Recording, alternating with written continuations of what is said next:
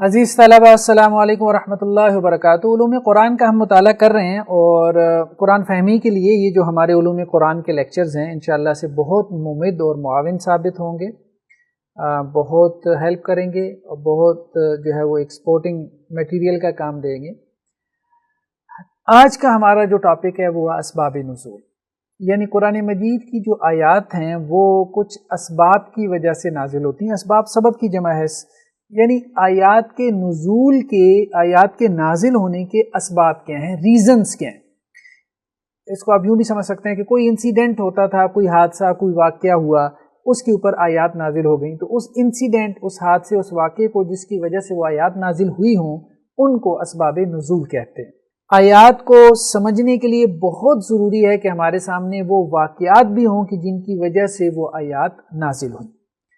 تو اسباب نزول میں جن بحثوں کا ہم مطالعہ کریں گے ان میں کئی ایک بحثیں ہیں، کوئی تقریباً 8-10 بحثیں ہیں جن کا ہم نے اسباب نزول کے عنوان کے تحت تذکرہ کرنا ہے۔ اگرچہ ان میں سے کچھ چیزیں اصول تفسیر میں بھی آ گئیں اور اس سے ریلیٹ بھی کریں گی، لیکن بہت کچھ ہم بھول جاتے ہیں، یا پھر یہ ہوتا ہے کہ دوبارہ اس کے اعادے سے، ان چیزوں کے اعادے سے، ان کی ریپیٹیشن سے کچھ فائدہ ہو جاتا ہے، وہ چیزیں اچھے سے ذہن میں راسخ ہو جاتی ہیں، لیکن نئی چیزیں بھی موجود ہیں اسباب نزول کی اس بحث میں، اور وہ جو پہلے ہم اصول تفسیر میں مطالعہ کر چکے۔ تو اسباب نزول میں سب سے پہلی بحث اس کی اہمیت کی ہے، اس کی اہمیت کتنی زیادہ ہے۔ اس کو آپ ایک آیت مبارکہ سے سمجھیں۔ یہ جو آیت مبارکہ ہے نا کہ لیس علی الذین آمنوا وعملوا الصالحات، کے اہل ایمان پہ اور جن لوگوں نے نیک عمل کیے ان پہ کوئی جناح، گناہ نہیں ہے، ٹھیک ہے، ان پہ کوئی گناہ نہیں ہے۔ کس بارے میں کوئی گناہ نہیں ہے؟ فیما طعموا، اس بارے میں کہ جو انہوں نے کھا پی لیا۔ یعنی جو مسلمان ہیں اور جو نیک عمل کرتے رہتے ہیں، پریکٹسنگ مسلمز ہیں، تو جو کچھ انہوں نے کھا پی لیا اس کے حوالے سے ان پہ کوئی گناہ عائد نہیں ہوگا۔ اس سے بعض صحابہ نے، جیسے حضرت عثمان بن مظعون اور عمر بن مادی کرب، یہ جو صحابہ تھے انہوں نے یہ نکال لیا کہ شراب جو ہے وہ حلال ہے، کیونکہ یہ آیات جو ہے وہ شراب کی حرمت کی آیات کے تناظر میں نازل ہوئی ہیں، یعنی ان سے پہلے جو آیات ہیں نا وہ شراب کی حرمت کو بیان کر رہی ہیں۔ یا ایھا الذین آمنوا انما الخمر والمیسر والانصاب والازلام رجس من عمل الشیطان، کہ یہ شراب ہے، جوا ہے، یہ اور اسی طرح جو ہے وہ بتوں کے سامنے جو تم چڑھاوے اور نظریں اور نیاز جو ہے وہ چڑھاتے ہو، یہ سب جو ہے وہ ایک شیطانی عمل ہے، یہ گندگی ہے۔ اس کے بعد آگے چل کے پھر اللہ سبحانہ وتعالیٰ نے منع فرمایا، اور پھر اس کے بعد یہ آیات ہیں کہ لیس علی الذین آمنوا وعملوا الصالحات۔ تو اس سے وہم پیدا ہوا بعض صحابہ کو کہ شاید جو ہے وہ شراب جو ہے، اگر انسان ایمان والا ہو اور عمل صالح کرنے والا ہو تو اس میں کوئی حرج نہیں، لیکن بقیہ صحابہ نے پھر جو ہے وہ اس پہ ان کا تعاقب کیا اور اس پہ ان کو سمجھایا، اور اس سے پھر ان کو بات سمجھ میں آ گئی کہ اصل میں یہ کیوں تمہارا ذہن اس طرف جا رہا ہے۔ یہاں آیت میں تو یہی بات کی جا رہی ہے کہ جو کچھ انہوں نے کھایا پیا اس پہ کوئی گناہ نہیں، صرف اگر آپ نے اس آیت کو پکڑنا ہے نا تو اس آیت کا یہی مفہوم ہے کہ اہل ایمان اور جو عمل صالح کرنے والے ہیں، جو کچھ وہ کھاتے پیتے ہیں اس کے حوالے سے ان سے کچھ پوچھ گچھ نہیں کی جائے گی، حالانکہ ایسی بات نہیں ہے، جیسا کہ قرآن مجید کی دوسری آیات سے بھی واضح ہوتا ہے اور شان نزول کی روایات سے بھی ہمیں یہ بات معلوم ہوتی ہے۔ شان نزول کی روایات میں جیسے ہمارے سامنے یہ روایت ہے صحیح مسلم کی، ٹھیک ہے، یہ روایت نمبر 1980 ہے حضرت انس بن مالک سے۔ یہ کہتے ہیں کہ جس دن شراب حرام ہوئی تو میں اس دن حضرت ابو طلحہ انصاری کے گھر لوگوں کو شراب پلا رہا تھا، اور ان کی شراب اد پکی اور خوش کھجوروں سے تیار شدہ شراب کے سوا اور کچھ نہ تھی۔ اتنے میں اعلان ہوا، ایک پکارنے والے نے پکارا تو انہوں نے کہا میں جاؤں اور دیکھوں، تو دیکھا کہ ایک بندہ جو ہے وہ منادی کر رہا ہے اور کہا کہ لوگوں سنو، شراب حرام کر دی گئی۔ پھر مدینہ کی گلیوں میں شراب بہنے لگی، تو ابو طلحہ رضی اللہ عنہ نے مجھ سے کہا نکلو اور اسے بہا دو، یعنی انہوں نے بھی کہا بہا دو، تو میں نے وہ سب شراب بہا دی۔ تو لوگوں نے کہا، یا ان میں سے کچھ نے کہا کہ فلاں شہید ہوا تھا اور فلاں شہید ہوا تھا، تو یہ شراب ان کے پیٹ میں موجود تھی۔ تو اس پہ پھر اللہ تعالیٰ نے یہ آیات نازل کی، لیس علی الذین آمنوا وعملوا الصالحات جناح فیما طعموا، کہ جو لوگ ایمان لے کے آئے اور نیک کام کیے، جب انہوں نے تقوی اختیار کیا، ایمان لائے اور نیک عمل کیے، تو ان پر اس چیز کے سبب کوئی گناہ نہیں جس کو انہوں نے کھایا پیا، یعنی انہوں نے بریکٹ سے پہلے لکھ دیا حرمت سے پہلے۔ اصل میں مسئلہ یہ تھا کہ جب یہ شراب کی حرمت نازل ہوئی اور یہ کہا گیا کہ شراب تو نجس ہے، تو کچھ لوگوں نے کہا کہ جی کچھ لوگ تو اللہ کے پاس پہنچ گئے، ان کی تو پیٹوں میں شراب ہے، تو نجس آدمی اللہ کے پاس پہنچ گیا حالت نجاست میں، تو نجس جو ہے وہ نجاست والے جسم کے ساتھ جنت میں کیسے داخل ہوگا؟ تو یہ ایک شبہ پیدا ہوا۔ تو اس شبے کے جواب میں یہ آیات نازل ہوئی تھی کہ جو انہوں نے کھا پی لیا اس پہ کوئی گناہ نہیں ہے، شراب کی حرمت سے پہلے یہ مراد تھی۔ یہ مراد نہیں تھا کہ شراب کی حرمت کے بعد بھی اگر انہوں نے کچھ کھایا پیا تو اس پہ بھی کوئی گناہ نہیں ہے۔ یہ بیسیکلی شان نزول کی روایات نے ہمیں بتایا ہے۔ تو گویا شان نزول کی روایات اگر نہ ہوں تو آپ ایک حرام کو حلال بنا سکتے ہیں۔ آپ بات سمجھ رہے ہیں؟ شان نزول کی روایات کی روشنی میں اگر آپ ٹیکسٹ کو نہیں سمجھیں گے تو آپ حرام کو جو ہے وہ حلال بنا لیں گے یا حلال کو جو ہے وہ حرام بنا دیں گے۔ اچھا، اس کی ایک اور مثال جو ہمارے سامنے ہے، یہ قرآن مجید کی آیت، یہ جو آیت ہے واللائی یئسن من المحیض من نسائکم، کہ وہ عورتیں یعنی تمہاری عورتوں میں سے وہ تمہاری بیویاں یا عورتیں جو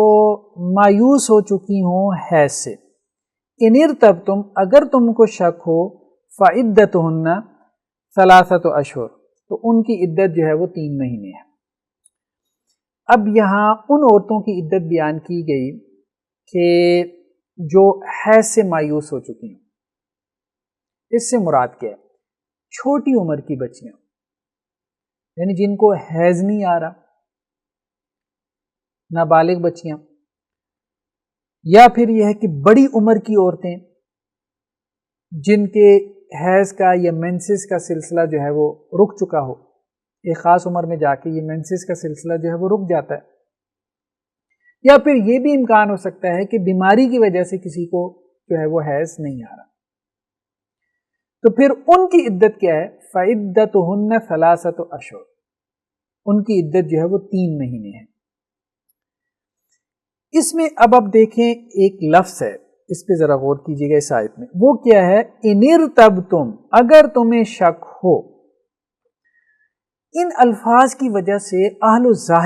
ظاہری جو اسکول آف تھاٹ ہے فقہ میں، جو ہمارے کمپیریٹیو فقہ کے لیکچر لے رہے ہیں ان کو پتہ ہوگا اس کا، انہوں نے یہ موقف اختیار کیا کہ اگر شک ہو تو پھر یہ عدت ہے، ورنہ نہیں ہے۔ ٹھیک ہے، اگر یہ شک ہو تو پھر یہ عدت ہے، تو انہوں نے شک ہونے کو اس عدت کے لیے لازم قرار دے دیا۔ اس کو ٹیکنیکلی ہم کہتے ہیں اصول فقہ کی اصطلاح میں کہ انہوں نے اس کو قید احترازی بنا دیا۔ اب یہ قید احترازی کی بات ہم اصول فقہ میں کر چکے، آپ اصول فقہ کے لیکچر سنیں۔ جبکہ جمہور فقہا یہ کہتے ہیں کہ یہ قید احترازی نہیں ہے، یعنی یہ لازمی کنڈیشن نہیں ہے ان ارتبتم، یہ قید اتفاقی ہے، اتفاقاً اس کا تذکرہ آ گیا۔ جیسے ولا یعصینک فی معروف، جب عورتوں کو کہا گیا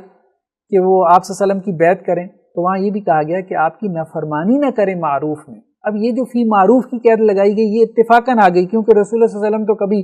منکر کا حکم دے ہی نہیں سکتے، تو آپ کی نافرمانی نہ کریں معروف میں، تو کیا اس کا مطلب یہ ہے کہ منکر میں نافرمانی کر سکتی ہیں؟ نہیں، رسول صلی اللہ علیہ وسلم تو منکر کا حکم دے ہی نہیں سکتے، تو اس کو کہتے ہیں قید اتفاقی۔ تو قید اتفاقی قرآن میں موجود ہے۔ ہمیں کیسے معلوم ہوا کہ یہ ان ارتبتم کی جو قید ہے یہ اتفاقی ہے، یہ احترازی نہیں ہے، یعنی یہ اللہ تعالیٰ کا منشا نہیں ہے حکم کے اندر؟ یہ ہمیں معلوم ہوا شان نزول کی روایات سے۔ شان نزول کی روایات ہمیں یہ بتاتی ہیں کہ شروع میں جب آیات نازل ہوئی سورہ بقرہ میں، جیسے والمطلقات یتربصن بانفسہن ثلاثۃ قروء، طلاق یافتہ عورتوں کی عدت کیا ہے؟ 3 حیض ہے، 3 دفعہ ان کو ٹائم پیریڈز آ جائے، یعنی ایک عورت کو طلاق ہوئی، پھر اس کے بعد ایک مرتبہ مینسز آئے، پھر دوسری مرتبہ، پھر تیسری مرتبہ، تو 3 مرتبہ اس کو مینسز آ کے رک جائیں، تو یہ اس کی عدت ہے مطلقہ یعنی ڈائیورس عورت کی۔ اسی طرح جس کا شوہر فوت ہو جائے تو یتربصن بانفسہن اربعۃ اشہر وعشرہ، وہ اپنے آپ کو 4 مہینے 10 دن تک جو ہے وہ روکے رکھے۔ یہ جب نازل ہو گیا تو اب اس پہ سوال پیدا ہوا کہ کچھ عورتیں رہ گئی ہیں جن کی عدت بیان نہیں ہوئی، جیسے حاملہ عورت، تو حاملہ عورت کی بارے میں جو ہے وہ آیات نازل ہو گئیں، وَأُولَاتُ الْأَحْمَالِ أَجَلُهُنَّ أَن يَضَعْنَ حَمْلَهُنَّ، کہ حاملہ عورت کی عدت کیا ہے کہ وہ وضع حمل ہو جائے، ٹھیک، ایک دن کے بعد جو ہے وہ اگر وضع حمل ہو جاتا ہے، یعنی ڈلیوری ہو جاتی ہے پریگننٹ عورت کو، تو اس کی عدت ختم ہو جاتی ہے۔ اب سوال یہ پیدا ہوا کہ کچھ عورتیں جو ہے وہ چھوٹی ہیں، چھوٹی عمر میں نکاح عربوں میں عام تھا، کر دیتے تھے بلوغت سے پہلے، یا پھر وہ عورتیں کہ جن کو مینسز آنا بند ہو گئے ہیں، بڑھاپے میں کہیں طلاق ہو گئی، ڈائیورس ہو گئی، ان کی عدت کیا ہوگی؟ تو پھر اس کے بارے میں یہ آیات نازل ہوئیں کیا کہ وہ عورتیں جو مایوس ہو چکی ہوں تمہاری عورتوں میں سے حیض سے، اگر تمہیں شک ہو تو ان کی عدت۔ تو یہاں ان ارتبتم سے مراد کیا ہے؟ یہاں ان ارتبتم سے مراد جو ہے وہ قید اتفاقی ہے، یہ لازمی قید نہیں ہے کہ شک ہو تو تب یہ عدت ہے، ٹھیک ہے، شک نہ ہو تو پھر یہ عدت نہیں ہے، یہ بات نہیں ہے، یہ اتفاقی قید ہے۔ ہر صورت میں ان عورتوں کی عدت یہی ہے، یہ مراد ہے۔ تو یہ شان نزول کی روایات نے ہمیں بتایا۔ اس کی ایک اور مثال ہمارے سامنے کیا ہے کہ یہ قرآن مجید کی آیات، ان الصفا والمروۃ من شعائر اللہ، صفا اور مروہ اللہ کے شعائر میں سے ہیں، فمن حج البیت او اعتمر، جو کوئی بیت اللہ کا حج کرے یا عمرہ کرے، فلا جناح علیہ، تو اس پہ کوئی گناہ نہیں، ان یطوف بہما، کہ وہ ان کا طواف کرے، صفا اور مروہ کے درمیان سعی کرے، ٹھیک ہے، تو اس میں کوئی حرج والی بات نہیں، فلا جناح علیہ، یہ بات کہی گئی کہ کوئی حرج نہیں۔ اس سے بعض صحابہ کو یہ شبہ پیدا ہوا کہ یہ جو کہا گیا کہ صفا اور مروہ کے درمیان اگر دوڑ لگا لے حج اور عمرے پہ تو کوئی گناہ نہیں، اس کا مطلب یہ ہے کہ صفا اور مروہ پہ دوڑ لگانا یا سعی کرنا ضروری نہیں ہے، حالانکہ صحیح مسلم کی روایت ہے حضرت عائشہ رضی اللہ عنہا سے کہ نہیں، صفا اور مروہ پہ سعی کرنا ضروری ہے، لازم ہے، یہ واجب ہے، ٹھیک ہے، صفا اور مروہ کی سعی ضروری ہے حج اور عمرے میں۔ تو اب یہ جو کہا گیا کہ قرآن میں تو ہے کہ گناہ نہیں ہے، اب قرآن سے تو کوئی بندہ یہی سمجھ سکتا ہے کہ گناہ نہیں ہے، تو اس کا مطلب یہی ہے کہ یہ الاؤڈ ہے، کر لو تو ٹھیک ہے، نہ کرو تو گناہ نہیں ہے، ٹھیک ہے، ایسی بات نہیں۔ یہ بات ہمیں کہاں سے معلوم ہوئی؟ یہ ہمیں شان نزول اور سبب نزول کی روایات سے معلوم ہوئی، جیسے کہ ابھی ہم آپ کو ایک روایت دکھاتے ہیں، یہ صحیح بخاری کی روایت ہے 1643، اس میں حضرت عروہ جو ہے، عروہ بن زبیر، یہ حضرت عائشہ رضی اللہ عنہا سے جو ہے وہ پوچھتے ہیں کہ یہ جو صفا اور مروہ کے بارے میں آیات ہیں، ٹھیک ہے، تو اس کا کیا مطلب ہے؟ اس پہ حضرت عائشہ رضی اللہ عنہا نے کہا کہ دیکھیں بات یہ ہے، مذکورہ آیت کریمہ جو ہے انصار کے بارے میں نازل ہوئی، وہ اسلام لانے سے پہلے منات کے لیے احرام باندھا کرتے تھے، منات جو ایک بت تھا اس کے لیے احرام باندھتے تھے، ٹھیک ہے، تو یہ انصار کے ایک گروہ کی بات ہو رہی ہے۔ اب وہ مقام مشلل کے اوپر جو ہے وہ منات کے لیے احرام باندھتے تھے، تو اب جو شخص جو ہے وہ احرام باندھتا تھا منات کے لیے تو وہ صفا اور مروہ کے درمیان سعی کرنا گناہ خیال کرتا تھا۔ تو جب یہ لوگ مسلمان ہوئے تو انہوں نے رسول اللہ صلی اللہ علیہ وسلم سے اس کے متعلق دریافت کیا، تو اللہ کے رسول صلی اللہ علیہ وسلم ہم تو صفا اور مروہ کے درمیان سعی کو برا سمجھتے ہیں، اس پر اللہ تعالیٰ نے یہ آیت کریمہ نازل کی، ٹھیک ہے۔ تو اصل میں یہ انصار کا ایک گروہ تھا کہ جو صفا اور مروہ کے درمیان سعی کو گناہ سمجھتا تھا، تو جب یہ آیات نازل ہوئیں تو ان آیات میں یہ الفاظ اس لیے آ گئے کہ صفا اور مروہ کے درمیان سعی جو ہے وہ گناہ نہیں ہے، کیونکہ وہ گناہ سمجھتے تھے، اس لیے نہیں کہ یہ الاؤڈ ہے،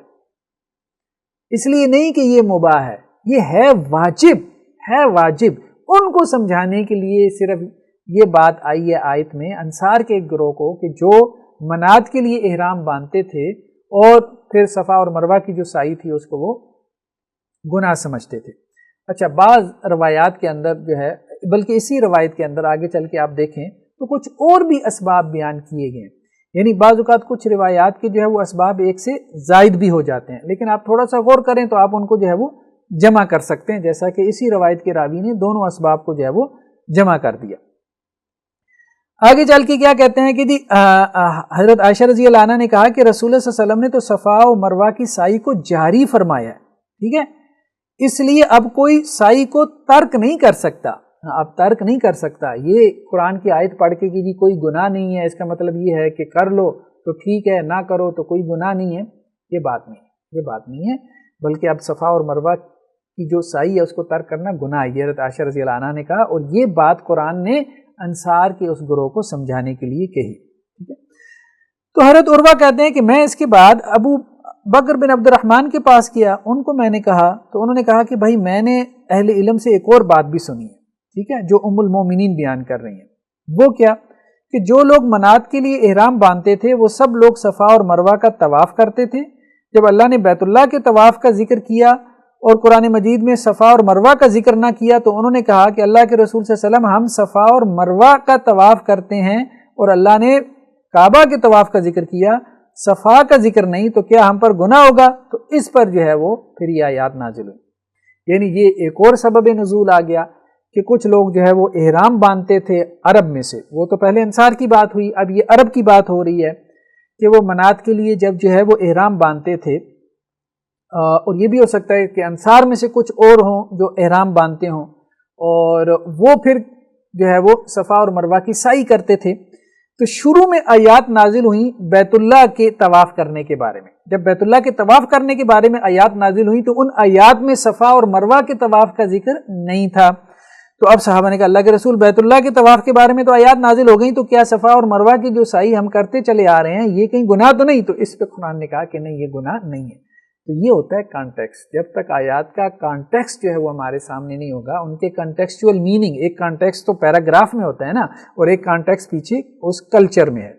مطلب اس عرف میں، اس سارے ماحول میں جب آپ جاتے ہیں تو وہاں جا کے آپ کو ملتا ہے۔ تو جب تک وہ آپ کے سامنے نہیں ہوگا تو آپ قرآن مجید کے صحیح معنی تک نہیں پہنچ پائیں گے۔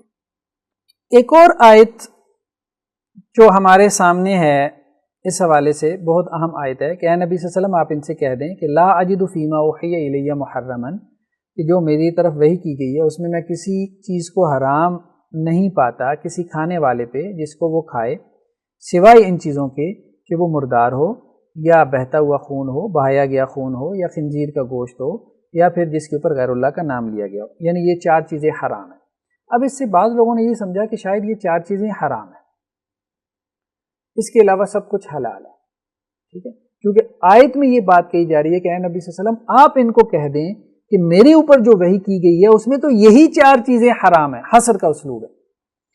لیکن امام شافعی رحمہ اللہ علیہ کہتے ہیں کہ جب آپ اس کانٹیکس میں جا کے کہ جس کانٹیکس میں یہ آیات نازل ہو رہی تھی ان آیات کو سمجھنے کی کوشش کرتے ہیں تو پھر آپ کو یہ بات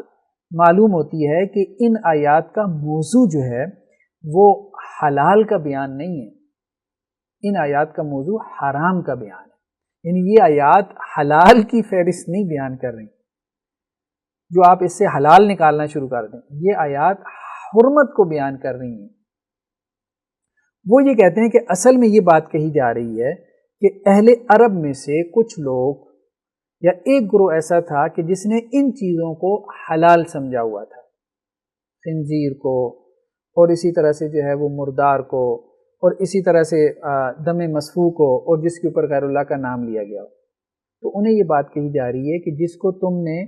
حلال سمجھا ہوا ہے، جس کو تم نے حلال سمجھا ہوا ہے، یہی تو حرام ہے، یہی چار چیزیں تو حرام ہیں جن کو تم نے حلال کر لیا، ٹھیک ہے، یہ ان کو بتایا جا رہا ہے۔ اصل میں یہ اسلوب ہے۔ تو یہ گویا کہ اب کنٹیکسچول میننگ ہو گیا، ایک کانٹیکس میں یہ میننگ ہو گیا۔ تو اب واضح ہو گئی بات کہ یہ قرآن مجید کی آیت یہ نہیں بتا رہی کہ کیا حلال ہے، یہ بتا رہی ہے کہ کیا حرام ہے، یعنی ٹھوک بجا کے یہ بتا رہی ہے کہ یہی تو اصل میں حرام ہے۔ کن کو؟ اہل عرب کو، جو اولین مخاطبین ہیں جنہوں نے ان کو حلال سمجھا ہوا تھا۔ یا اس طرح سے اور بھی تشریحات کی گئی ہیں کہ پیچھے کانٹیکس میں آپ دیکھتے ہیں جہاں یہ آیات نازل ہوئیں، وہاں پیچھے جیسے سورہ انعام وغیرہ میں ہم دیکھتے ہیں کہ اہل عرب کے یا مشرکین عرب کے بہت سے عقیدوں کا تذکرہ ہے جو جانوروں کے حوالے سے ان کے تھے کہ فلاں جانور کے پیٹ میں یہ بچہ ہے، زندہ ہے، مردہ ہے، فلاں کو جو ہے وہ مرد کھا سکتے ہیں، فلاں کو عورتیں کھا سکتی ہیں، فلاں کو کھانے میں دونوں شریک ہو سکتے ہیں۔ تو یہ انہیں بتایا جا رہا ہے کہ یہ جو حلال و حرام کی جو فہرستیں تم نے بنا رکھی ہیں اس میں سے یہ چار چیزیں جو ہیں وہ حرام ہیں، یہ اس کانٹیکس میں۔ تو اسی طرح سے جو ہے وہ ایک کانٹیکس جو کہ قرآن مجید کا سیاق میں ہے، پیراگراف میں ہے، اس سے بھی ایک معنی متعین ہو رہا ہے، اور ایک وہ جو کہ عرف میں ہے اس سے بھی ایک معنی متعین ہو رہا ہے۔ تو یہ ہے قرآن مجید کے شان نزول کی اہمیت، اس وقت کی اہمیت کہ جس وقت میں وہ قرآن مجید جو ہے وہ نازل ہو رہا تھا، اس ماحول، اس کلچر کی اہمیت، اس کو سمجھنا، اس کی اہمیت، یہ بہت ضروری ہے۔ یہ سب کچھ ہم جو ہے وہ شان نزول کی روایات میں ڈسکس کرتے ہیں۔ تو نیکسٹ بحث جو عموم لفظ کی ہے، اس سے کیا مراد ہے؟ ایک تو ہم نے اسباب نزول کی اہمیت کو دیکھ لیا، دوسرا ہے عموم لفظ۔ اس سے مراد یہ ہے کہ قرآن مجید کا لفظ جو ہے نا وہ عام ہوتا ہے، ٹھیک ہے؟ یہ ہم اصول فقہ میں بحث پڑھ چکے ہیں عام اور خاص کی۔ قرآن مجید کا یہ لفظ عام ہے، مطلب لغت کے اعتبار سے اپنے عمومی معنی پیدا کر رہا ہے، یا یہ لفظ کچھ اسپیسیفک میننگ دے رہا ہے، اس کو ہم کیسے پہچان سکتے ہیں لغت کے اعتبار سے، یہ ہم اصول فقہ میں تفصیل سے بات کر چکے ہیں، وہاں آپ دیکھ سکتے ہیں۔ تو ابھی ہم یہ بات کر رہے ہیں کہ قرآن مجید میں ایک لفظ عام ہے، جب عام ہے تو ظاہری بات ہے اس کے معنی بھی عام ہوں گے، لیکن ان آیات کا جو سبب نزول ہے وہ تو ظاہری بات ہے سبب نزول تو خاص ہوتا ہے، بھئی یہ واقعہ ہوا تو یہ آیات نازل ہو گئیں۔ تو اب کیا قرآن مجید کے اس عام لفظ کو اس خاص سبب کے ساتھ متعلق کر دیا جائے گا، یا قرآن مجید کے اس عام لفظ کو اپنے عموم پہ باقی رکھا جائے گا؟ ٹھیک ہے، تو اس کو ہم اصول تفسیر میں یوں کہتے ہیں کہ العبرۃ لعموم اللفظ لا لخصوص السبب، یا العبرۃ بعموم اللفظ لا بخصوص السبب، کہ اعتبار جو ہے نا وہ قرآن مجید کے عموم لفظ کا ہوگا، نہ کہ خصوص سبب کا۔ یعنی معنی جب آپ بیان کریں گے تو آپ یہ کہیں گے کہ ان آیات کا شان نزول تو یہ ہے، یہ آیات جیسے واقعہ عفق کی آیات ہیں، یہ حضرت عائشہ رضی اللہ عنہا کے بارے میں نازل ہوئی تھیں، لیکن یہ آیات صرف حضرت عائشہ رضی اللہ عنہا کے واقعے کے بارے میں خاص نہیں ہیں۔ اگر کوئی یہ کہتا ہے کہ یہ واقعہ عفق سے متعلقہ جو سورہ نور کی آیات ہیں یہ تو حضرت عائشہ رضی اللہ عنہا کے واقعے کے بارے میں تھیں، آج ہمارا ان آیات سے کوئی تعلق نہیں ہے، یا کسی اور واقعے کے اوپر ان آیات کا اطلاق نہیں ہو سکتا، یا ان آیات سے کسی اور ایسے ملتے جلتے واقعے میں رہنمائی نہیں لی جا سکتی، تو وہ غلط کہہ رہا ہے۔ اس کو کہا جاتا ہے کہ لفظ کے عموم کا اعتبار ہوگا، قرآن کا لفظ عام ہے، اس کے عموم کا اعتبار ہوگا، نہ کہ خاص جو ہے وہ سبب کا۔ تو سبب جو ہے نا وہ معنی کو ایک ڈائریکشن ضرور دیتا ہے، شان نزول جو ہے نا وہ معنی کو ایک ڈائریکشن ضرور دے دیتا ہے، لیکن ایسا نہیں کرتا کہ معنی کو اپنے ساتھ خاص کر لیتا ہو، نہیں ایسے نہیں کرتا۔ تو یہ اہم بات ہے۔ اس کی مثالیں جیسے ہمارے سامنے ہیں، والذین یرمون ازواجہم، کہ جو لوگ اپنی بیویوں کو تہمت لگاتے ہوں، ولم یکن لہم شہداء، اور ان کے پاس گواہ نہ ہو۔ کوئی بندہ کسی پہ تہمت لگائے، مثال کے طور پہ زنا کی تہمت لگائے، تو قرآن تو کہتا ہے کہ جی 4 گواہ لے کے آئیں۔ اب ایک شخص نے اپنی بیوی کو دیکھ لیا مثال کے طور پہ، تو کسی دوسرے مرد کے ساتھ ملوث دیکھ لیا، اب وہ 4 گواہ کہاں سے لائے گا؟ اور پھر یہ ہے کہ اس کی غیرت کہاں گوارا کرے گی کہ جی بیوی کسی کے ساتھ ملوث ہے تو پہلے 4 لوگ پکڑ کے لائے، ٹھیک؟ تو قرآن نے کیا کہا؟ قرآن نے کہا وَلَمْ يَكُنْ لَهُمْ شُهَدَاء إِلَّا أَنفُسُهُمْ، اب گواہ وہ خود ہی ہیں، فَشَهَادَةُ أَحَدِهِمْ أَرْبَعُ شَهَادَاتٍ بِاللَّهِ، تو اب کیا کرے وہ 4 اللہ کی گواہیاں دے، ٹھیک ہے؟ یعنی 4 مرتبہ جو ہے وہ حلف اٹھا کے یہ بات کہے کہ اس نے ان دونوں کو اس حرکت میں ملوث دیکھا ہے، تو اس کی ایک گواہی، ایک حلف جو ہے وہ گویا کہ ایک گواہی کے برابر ہوگا۔ اور اگر عورت بھی اس طرح سے 4 قسمیں اٹھا لیتی ہے کہ مرد جھوٹ بول رہا ہے اس کا شوہر، تو پھر عورت جو ہے وہ بری و ذمہ ہو جائے گی، اس کے اوپر حد قذف دنیا میں لاگو نہیں ہوگی، آخرت کا معاملہ اللہ کے سپرد، ٹھیک؟ تو اب یہ جو آیات ہیں، ان آیات میں ذرا آپ غور کریں کہ یہ آیات ویسے نازل ہوئی ہیں ایک صحابی کے بارے میں، وہ آگے چل کے روایات ہم آپ کو دکھاتے ہیں۔ ہلال بن امیہ ایک صحابی تھے، وہ اللہ کے وسلم کے پاس آئے تھے، انہوں نے آپ صلی اللہ علیہ وسلم سے سوال کیا تھا، اللہ کے رسول کیا اگر کوئی شخص اپنی بیوی کو کسی غیر مرد کے ساتھ جو ہے، جیسے انہوں نے نام بھی لے لیا، شریک بن صحمہ، ایک بندے کا نام بھی لیا کہ اس کے ساتھ میں نے ملوث دیکھا ہے، تو اب میں کیا کروں مجھے بتائیں؟ تو اس پہ یہ آیات پھر نازل ہوئی۔ تو اب ان آیات کا شان نزول، سبب نزول تو خاص ہے، ایک خاص انسیڈنٹ کے بارے میں یہ آیات نازل ہوئی، لیکن آیت کا جو لفظ ہے وہ عام ہے۔ وہ کیا ہے؟ والذین، والذین کا مطلب کیا ہے؟ جو بھی یرمون، تہمت لگاتے ہیں، ازواجہم اپنی بیویوں پہ، تو ایک ہے لفظ کا عموم اور دوسرا کیا ہے اس کا سبب خاص۔ تو معنی میں عموم کا اعتبار ہوگا، سبب خاص کا اعتبار نہیں ہوگا۔ اس کا مطلب یہ ہے کہ قرآن مجید کے آیت میں جو عام لفظ ہے اس کو اپنے عام معنی پہ برقرار رکھا جائے گا، اور یہ آیت سب کے لیے ہوگی، ٹھیک ہے۔ شان نزول کی روایات کی وجہ سے آپ اس آیت کے معنی اور مفہوم کو اس کے ساتھ خاص نہیں کر دیں گے، جیسا کہ قرآن کا عام بعض صورتوں میں خاص بھی ہو جاتا ہے، اس پہ ہم کسی اور وقت میں گفتگو کریں گے، یا اصول فقہ پہ ہم نے گفتگو کر دی ہے، بلکہ وہاں پہ دیکھ لیں۔ اسی طرح سے یہ جو آیات ہیں والذین یرمون المحصنات ثم لم یأتوا باربعۃ شہداء، کہ جو لوگ پاک دامن عورتوں کو تہمت لگاتے ہیں پھر 4 گواہ نہ لے کے آئیں، فجلدوہم 80 جلدہ، تو ان کو 80 کوڑے لگاؤ۔ اس کو حد قذف کہتے ہیں، یعنی کسی کے اوپر زنا کی تہمت لگانا۔ اب آپ کے پاس 4 گواہ نہیں ہے، عینی گواہ، آئی وٹنس، جنہوں نے دیکھا اس کو زنا کرتے ہوئے، تو اگر آپ 4 گواہ نہیں لے کے آئے تو آپ کو حد قذف یعنی 80 کوڑوں کی سزا ہے۔ یہ حضرت عائشہ رضی اللہ عنہا کے تناظر میں واقعہ نازل ہوا، واقعہ ایک سب کو معروف ہے، اگر آپ کے علم میں تفصیل نہیں ہے تو آپ تفسیر کی کتابوں میں دیکھ لیں، سورہ نور کا یہ پہلا دوسرا رکوع ہے۔ لیکن آیت کے الفاظ کیا عام ہے، والذین، جو لوگ بھی یرمون، تہمت لگاتے ہیں محسنات پاک دامن عورتوں پہ، تو لفظ کے عموم کا اعتبار ہوگا، اب یہ عام ہے، قیامت تک جو بھی تہمت لگائے گا پاک دامن عورتوں پہ، بلکہ محسنات میں مرد بھی شامل ہیں، ٹھیک ہے، مرد بھی شامل ہے، والمحسنات من النساء، یہ جو من ہے نا یہ بیانیہ ہے، ٹھیک ہے۔ تو ایک اور جگہ پہ 5ویں پارے کے سورے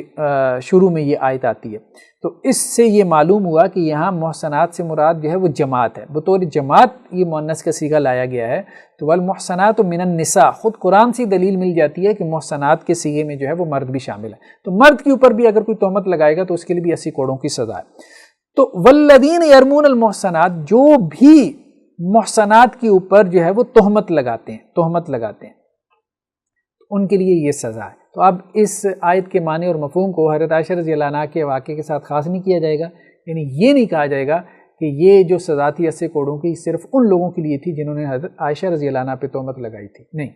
قیامت تک کے لیے جو کسی بھی مسلمان کے اوپر تہمت لگائے گا اس کے لیے یہی سزا ہے۔ یہ ہے عموم لفظ۔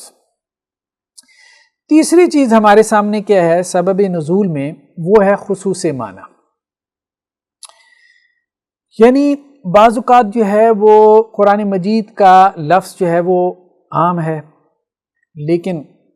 اس کا ایک سبب نزول ہے۔ بعض صحابہ کو ہم دیکھتے ہیں کہ وہ کیا کرتے ہیں، قرآن کے جو ہے وہ عام لفظ کو اس کے سبب کے خاص معنی کے ساتھ خاص کر دیتے ہیں۔ مثال سے بات سمجھ میں آئے گی۔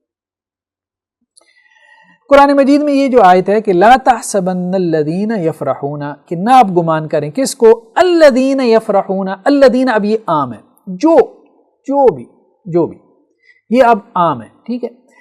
یعنی قرآن مجید کی اس آیت کا بھی لفظ کیا ہے، عام ہے، لیکن اس کا سبب کیا ہے، خاص ہے۔ تو ابھی تک ہم نے قاعدہ یہ پڑھا کہ سبب خاص ہو، لفظ عام ہو تو لفظ کا اعتبار کیا جاتا ہے، سبب کا اعتبار نہیں کیا جاتا۔ لیکن بعض جگہوں پہ ہم دیکھتے ہیں کہ صحابہ نے، جیسے حضرت عبداللہ بن عباس رضی اللہ عنہ نے سبب کا اعتبار کیا، لفظ کے عموم کا اعتبار نہیں کیا۔ اس کی کیا وجہ ہے، اس کو ہم تیسرے نقطے میں سمجھ رہے ہیں۔ یہ تیسرے نقطے کی جو ہیڈنگ ہے نا، اس پہ ذرا غور کرنا ہے، خصوص معنی، یہ ہیڈنگ ہے۔ تو لا تحسبن الذین، نہ گمان کریں آپ ان لوگوں کو جو یفرحون، خوش ہوتے ہیں، بما اتوا، اس پر کہ جو انہوں نے کیا، وَيُحِبُّونَ يُحْمَدُوا، اور وہ یہ چاہتے ہیں، پسند کرتے ہیں کہ ان کی تعریف کی جائے، کس پر، بِمَا لَمْ يَفْعَلُوا، جو انہوں نے نہیں کیا، جو نہیں کیا اس پہ بھی تعریف چاہتے ہیں، ٹھیک ہے، کیا تو خیر سو کیا، لیکن جو نہیں کیا چاہتے ہیں اس پہ بھی ان کی تعریف ہو۔ فَلَا تَحْسَبَنَّهُمْ بِمَفَازَةٍ مِّنَ الْعَذَابِ، آپ نہ گمان کریں کہ یہ عذاب سے بچ پائیں گے، وَلَهُمْ عَذَابٌ أَلِيمٌ، اور ان کے لیے دردناک عذاب ہے۔ یہ ایک آیت ہے، ٹھیک ہے۔ اب روایات میں ہمیں یہ ملتا ہے کہ مروان بن حکم جو ہے، جو اموی جو ہے وہ خلفاء میں سے تھا، اس نے اپنے دربان کو بھیجا حضرت عبداللہ ابن عباس کے پاس کہ اس آیت کا مفہوم ذرا ان سے پوچھ کے آؤ، کہ اس آیت میں تو یہ ہے کہ جو لوگ خوش ہوتے ہیں اس پہ جو انہوں نے کیا، تو اب اس نے کہا کہ مطلب لوگ تو خوش ہوتے ہیں جو انہوں نے کیا ہوتا ہے، اس پہ خوشی تو ہر کسی کو ہو ہی جاتی ہے۔ دوسرا، جو لوگ یہ پسند کرتے ہیں کہ جو انہوں نے نہیں کیا اس پہ بھی ان کی تعریف ہو، تو اس نے کہا یہ بھی ہو جاتا ہے، انسان کے دل میں پسندیدگی تو آئی جاتی ہے، انسان چاہتا تو ہے کہ اس کی تعریف ہو، اور بعض اوقات اس کے دل میں یہ خواہش بھی پیدا ہو جاتی ہے کہ بھائی ان چیزوں پہ اس کی تعریف ہو کہ جو اس نے نہیں کی، جو اس نے کی ہے اس پہ تو لوگ اس کی تعریف کریں ساتھ میں اس پہ بھی کر دیں کہ جو اس نے نہیں کی۔ تو اتنی سی بات کے اوپر اللہ نے یہ جو عذاب کی اتنی بڑی وعید سنائی ہے، فَلَا تَحْسَبَنَّهُمْ بِمَفَازَةٍ مِّنَ الْعَذَابِ وَلَهُمْ عَذَابٌ عَلِيمٌ، تو یہ بہت بڑی بات ہے، ٹھیک ہے۔ تو یہ مروان نے سوال کیا اپنے دربان کے ذریعے حضرت عبداللہ ابن عباس سے کہ جاؤ ان سے پوچھ کے آؤ کہ اس آیت کا کیا یہی مفہوم ہے کہ کیا اتنی سی بات پہ اللہ تعالیٰ عذاب میں ڈال دیں گے کہ ایک بندہ جو ہے وہ اس پہ خوش ہوتا ہے جو اس نے کیا ہے، اپنے کیے پہ وہ خوش ہوتا ہے اور وہ یہ چاہتا ہے کہ جی ان باتوں پہ بھی اس کی تعریف ہو۔ یہ بات تو غلط ہے، ظاہری بات ہے، بات تو غلط ہے کہ یہ چاہنا کہ ان باتوں پہ اس کی تعریف ہو کہ جو اس نے نہیں کیے، لیکن اس کے اوپر عذاب، دردناک عذاب، یہ بات اس نے کہا کہ مجھے سمجھ نہیں آتی۔ اس پر حضرت عبداللہ ابن عباس نے یہ بات پھر کہی، اسے سمجھایا، اور یہ صحیح مسلم کی روایت ہے 2778۔ حضرت عبداللہ ابن عباس نے فرمایا کہ تم لوگوں کا اس آیت سے کیا تعلق بنتا ہے؟ یہ آیت تو اہل کتاب کے بارے میں اتری ہے، ٹھیک ہے۔ پھر حضرت عبداللہ ابن عباس نے آگے چل کے جو ہے وہ اس کی تفصیل بیان کی۔ وہ تفصیل کیا ہے؟ انہوں نے کہا کہ نبی کریم صلی اللہ علیہ وسلم نے ان کی جو اہل کتاب کی کتاب تھی اس میں سے کسی چیز کے بارے میں ان سے پوچھا، تو اہل کتاب نے آپ صلی اللہ علیہ وسلم سے وہ چیز چھپا لی اور اس کے بجائے ایک دوسری بات بتا دی، ٹھیک ہے۔ اور جب وہ نکلے آپ صلی اللہ علیہ وسلم کے پاس تو اور انہوں نے اللہ کے رسول صلی اللہ علیہ وسلم کے سامنے یہ ظاہر کیا کہ آپ صلی اللہ علیہ وسلم نے ان سے جو پوچھا تھا انہوں نے آپ صلی اللہ علیہ وسلم کو وہی بتا دیا، اور اس پر انہوں نے آپ صلی اللہ علیہ وسلم سے تعریف بٹورنی چاہیے، اور جو بات آپ نے ان سے پوچھی تھی وہ بات چھپا کر انہوں نے جو کر لیا تھا اس پر وہ اپنے دلوں میں خوش ہوئے۔ یہ اصل میں عبداللہ ابن عباس رضی اللہ عنہ نے کہا کہ یہ اصل میں ایک خاص واقعے کے بارے میں ہے، یہ آیت ایک اسپیسیفک ایونٹ کے بارے میں، انسیڈنٹ کے بارے میں ہے، یہ آیت عام نہیں ہے، ٹھیک ہے۔ تو اس سے مراد یہ ہے کہ ایک تو وہ قاعدہ کلیہ ہے کہ لفظ کے عموم کا اعتبار ہوگا، سبب کی وجہ سے اس آیت کے عام لفظ کو اس سبب کے ساتھ خاص نہیں کیا جائے گا، قرآن مجید کے عام لفظ کو اس کے عموم پہ باقی رکھا جائے گا، ٹھیک ہے۔ سب لوگ قیامت تک جو آنے والے ہیں اس قرآن مجید کے عام لفظ میں اگر شامل ہو سکتے ہیں ان کو شامل کیا جائے گا، لیکن یہاں پہ یہ قاعدہ اپلائی نہیں کیا گیا۔ یہاں پہ بھی الذین کا لفظ تھا کہ جو لوگ بھی خوش ہوتے ہیں، ٹھیک ہے۔ یہاں پہ بھی کیا ہے؟ یہاں پہ حضرت عبداللہ ابن عباس نے کہا یہ قاعدہ اپلائی نہیں ہوتا۔ الذین یفرحون، جو بھی خوش ہوتے ہیں اس پہ جو انہوں نے کیا، تو انہوں نے کہا جو اپنے کیے پہ خوش ہوتے ہیں وہ جہنم میں جائیں گے، یہ قاعدہ یہاں اپلائی نہیں ہوتا۔ یہ یہود کے بارے میں ہے، یہود کے بارے میں ہے کہ یہود نے ایک کام کیا تھا جس پہ وہ خوش ہوئے تھے۔ کیا کیا تھا؟ اللہ کے رسول نے ان کو بلوایا اور ان سے پوچھا کہ تمہاری کتاب میں یہ ہے، تورات میں یہ بات موجود ہے، تو انہوں نے جھوٹ بیان کیا، بات چھپا لی۔ جب بات چھپا لی تو اب اس پہ بڑے خوش ہو گئے کہ دیکھو ہم نے محمد صلی اللہ علیہ وسلم سے جو ہے وہ بات چھپا لی، مطلب جسے کہتے ہیں کہ جیسے ہمارے ہاں کچھ مکار اور چلاک قسم کے لوگ ہوتے ہیں اور اپنی چلاکی اور مکاری اور عیاری پہ کیا ہے خوش ہوتے ہیں، تو یہ بیسیکلی ان کے بارے میں ہے کہ جنہوں نے اللہ کی کتاب میں سے چھپایا، وہ بھی رسول اللہ صلی اللہ علیہ وسلم کے سامنے چھپایا، یہ جو ان کا فعل تھا اس فعل کے اوپر وہ خوش ہوئے، تو اس فعل پہ جب وہ خوش ہوئے تو اس پہ انہیں جہنم کی وعید سنائی گئی۔ اب زیادہ سے زیادہ یہ بات کی جا سکتی ہے کہ کسی نے اگر کوئی ایسا فعل کیا، اس جیسا کفریہ فعل کہ کتاب میں سے چھپا کے پھر خوش ہوا کہ میں نے تو بڑا کام کیا کہ اللہ کی کتاب لوگوں سے چھپا لی، یعنی یہ جان بھی رہا ہے، جانتے بوجھتے یہ کام کیا، خطاً نہیں کیا، مسٹیکنلی نہیں، جانتے بوجھتے اللہ کی کتاب کو چھپایا اور اس پہ خوش بھی ہوا، اس کے بارے میں تو یہ بات کہی جا سکتی ہے کہ اس کے لیے دردناک عذاب ہے۔ لیکن یہ ہے کہ ایک بندے نے جو بھی کیا اور اس کے اوپر وہ خوش ہوا کہ میں نے یہ بڑا کام کر لیا ہے، وہ اس میں شامل نہیں ہے، اس کے بارے میں یہ کہا جا سکتا ہے کہ یہاں پہ جو عموم ہے وہ کوئی بہت زیادہ اس کو آیت کو عام نہیں رکھا گیا، جنرلائز نہیں کیا گیا، بلکہ اس میں جو عموم ہے وہ ایک نوعی عموم ہے، یعنی ایک نوع سے متعلق عموم ہے۔ اسی کی ایک مثال ہمیں رسول اللہ صلی اللہ علیہ وسلم سے بھی ملتی ہے کہ اللہ کے رسول صلی اللہ علیہ وسلم نے بھی اسی طرح ایک عام لفظ کو خاص کیا، جیسا کہ قرآن مجید میں یہ عام مثال ہے، مطلب جو لوگ کو درس و تدریس سے وابستہ ہے ان کے علم میں ہوگی۔ یہ جو قرآن مجید کی آیت ہے الذین آمنوا ولم یلبسوا ایمانہم بظلم، کہ جو لوگ ایمان لے کے آئے اور انہوں نے اپنے ایمان کے ساتھ کسی قسم کے ظلم کی آمیزش نہیں کی، تو وہی لوگ امن میں ہوں گے اور وہی ہدایت یافتہ ہیں۔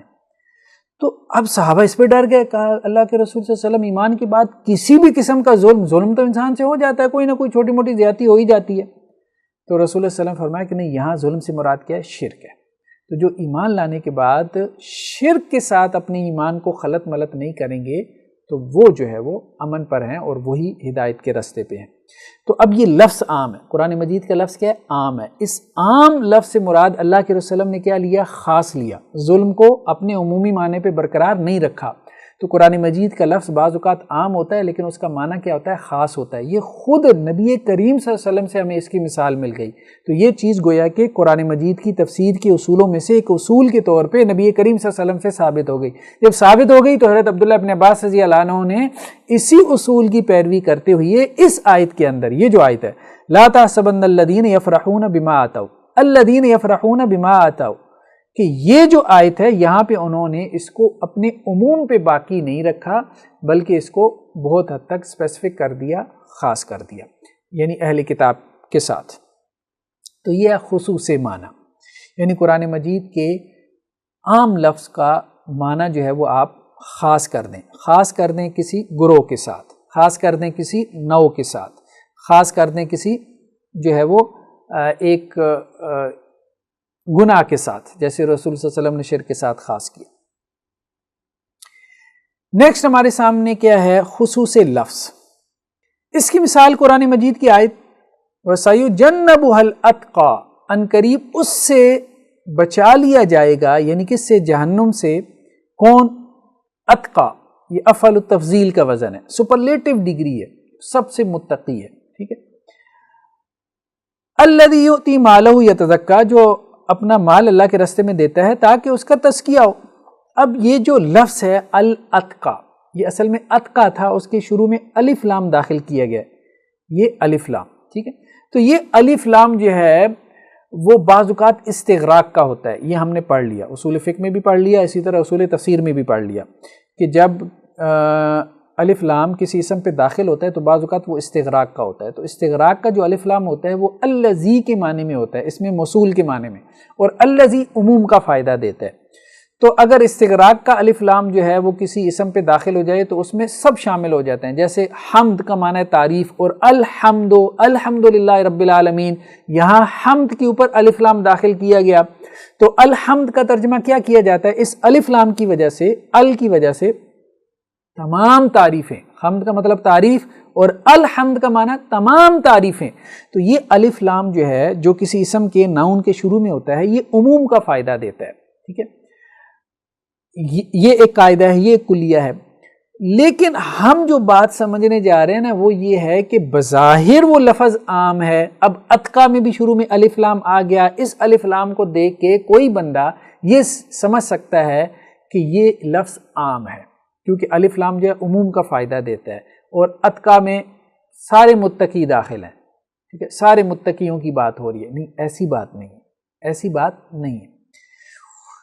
یہ لفظ دکھنے میں عام ہے، دکھنے میں عام ہے، لیکن حقیقت کے اعتبار سے، گرامر کے قواعد و ضوابط کے اعتبار سے یہ لفظ خاص ہے۔ قاعدہ کیا ہے؟ قاعدہ یہ ہے، یہ بات ٹھیک ہے کہ الف لام کسی اسم پہ داخل ہو اور اگر وہ استغراق کا ہو یا اس میں موصول کے معنی میں ہو، الذی کے معنی میں ہو، تو وہ عموم کا فائدہ دیتا ہے۔ لیکن قاعدہ یہ بھی ہے کہ جو الف لام اس میں تفضیل پہ، سپرلیٹو ڈگری پہ داخل ہوتا ہے تو وہ عموم کا فائدہ نہیں دیتا، اس پہ اتفاق ہے، وہ خصوص کا فائدہ دے۔ اس کی وجہ یہ ہے کہ اتقا کا مطلب ہے سب سے متقی، جو سپرلیٹو ڈگری میں ہوتا ہے سب سے متقی، تو اس پہ الف لام داخل ہوگا تو اس میں عموم پیدا نہیں ہوگا، کیونکہ سب سے متقی تو ایک ہی رہے گا نا۔ اب بات سمجھ رہے ہیں؟ تو اس لیے سپرلیٹو ڈگری پہ، افعل التفضیل کے صیغے پہ اگر الف لام داخل ہو تو وہ عموم پیدا نہیں کرتا، وہ عموم پیدا نہیں کرتا۔ پھر یہ ہے کہ اتقا جو ہے یہ مفرد کا صیغہ ہے، یہ جمع کا صیغہ بھی نہیں ہے۔ اگر جمع کا صیغہ ہوتا تو پھر بھی بات ہوتی کہ اس میں عموم پیدا ہو گیا، اور یہ مفرد کا صیغہ ہے، ٹھیک ہے۔ پھر ایک اور بات یہ ہے کہ الف لام جو ہے وہ اگر عہد خارجی اور عہد ذہنی کا نہ ہو تو پھر عموم پیدا کرتا ہے، ٹھیک ہے۔ الف لام استغراق کا ہوتا ہے، ٹھیک ہے، لیکن بعض اوقات عہد ذہنی اور عہد خارجی کا بھی ہوتا ہے۔ اب یہ عہد ذہنی عہد خارجی ایک اور بحث جو ہے نا وہ ہم چھیڑ بیٹھیں گے، اس کو آپ ہماری اصول تفسیر میں دیکھ لیں۔ خیر بہرحال تو ہم یہ کہہ رہے ہیں کہ یہ جو لفظ ہے وَسَيُجَنَّبُهَا الْأَتْقَى، یہ جو اتقا ہے یہ دیکھنے میں عام ہے کیونکہ اس کی شروع میں الف لام ہے، اس کی وجہ سے یہ صیغہ عام ہے، اس کی وجہ سے کوئی سمجھ سکتا ہے کہ اس میں سب متقی شامل ہیں، یہ جو بشارت آگے دی جا رہی ہے، نہیں، اس میں صرف ایک متقی شامل ہے اور وہ حضرت ابو بکر صدیق رضی اللہ عنہ ہے۔ تو اب یہ لفظ عام ہے، دکھنے میں عام ہے، لیکن حقیقت کے اعتبار سے یہ لفظ خاص ہے، تو اس لیے ہم نے اس کو ہیڈنگ کیا دی؟ خصوص لفظ۔ پہلا کیا ہے؟ خصوص معنی۔ خصوص معنی میں وہ لفظ حقیقت کے اعتبار سے بھی عام ہے، حقیقت میں بھی وہ لفظ عام ہے، گرامر میں بھی وہ لفظ عام ہے، گرامر کے اصول و ضوابط کے مطابق، لیکن معنی خاص ہو گیا۔ یہاں پہ کیا ہے کہ دکھنے میں وہ لفظ عام ہے، لیکن گرامر کے اعتبار سے وہ لفظ کیا ہے؟ خاص ہے، ٹھیک ہے، خصوص لفظ میں۔ تو یہ فرق ہے خصوص معنی اور خصوص لفظ میں۔ تو اسباب نزول میں ہم نے ابھی تک اہمیت کی بحث پڑھ لی، پھر یہ ہے کہ اگر قرآن مجید کا لفظ عام ہوگا تو اس کے عموم کا اعتبار ہوگا، قرآن مجید کی عام آیات کو ان کے اسباب کے ساتھ خاص نہیں کریں گے کہ وہ بس انہی حوادث کے بارے میں رہنمائی کرتی ہیں، ان جیسے ملتے جلتے حوادث میں رہنمائی نہیں کرتی، یا اس نوع کے حوادث میں رہنمائی نہیں کرتی۔ پھر تیسرا ہم نے خصوص معنی کا ذکر کیا کہ بعض اوقات قرآن مجید کا لفظ عام ہوتا ہے، سبب خاص ہوتا ہے، لیکن سبب کے مطابق اس آیت کی جو ہے وہ شرح کی جاتی ہے، کیونکہ وہ اس آیت کا عموم بہت زیادہ ہوتا ہے، اور اگر آپ اس کے اس عموم کو لے لیں گے تو پھر اس سے عجیب و غریب قسم کے معنی پیدا ہوں گے۔ اور پھر چوتھا ہم نے یہ ابھی تک ڈسکس کیا کہ بعض اوقات قرآن مجید کا لفظ جو ہے وہ دکھنے میں کیا ہے؟ عام ہے، لیکن گرامر کے اصولوں کے مطابق وہ ہوتا خاصیت، تو اس کے معنی جو ہے وہ خاص ہی ہوں گے۔ جیسے کہ یہ سورہ لیل کی جو آیات ہیں، ان سے مراد تمام متقی نہیں ہیں، بلکہ صرف اور صرف حضرت ابو بکر صدیق رضی اللہ عنہ ہیں۔